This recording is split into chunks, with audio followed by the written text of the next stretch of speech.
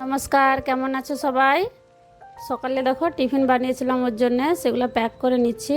আমার রুটিগুলো দেখে একটু কালা কালা লাগছে, তোমরা হয়তো ভাববে রুটিগুলো কালা কেন। আমার এটা মাল্টিগ্রেন আটার রুটি বানাই।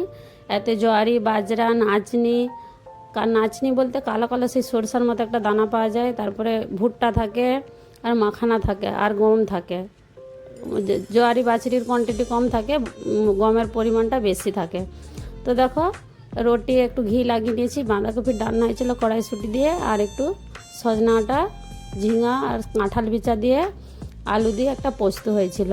আর ভাত বানিয়েছিলাম, একটু ডাল বানিয়েছিলাম মুগ ডাল, আজকে শনিবার নিরামিষশ্রী। তারপরে আমার মেয়ের জন্য টিফিন প্যাক করে নিচ্ছি, ও টিউশন গেছে। ওকে ছাড়ার পরে একটু ম্যাগি বানিয়ে খেয়েছিলাম, কালকে একাদশী ছিল। সকালবেলা কিছু কিছু চটাকাদা খেতে মন গেছিলো, যে জন্য দেখো ম্যাগি বানিয়েছিলাম, আটার ম্যাগি ছিল এটা।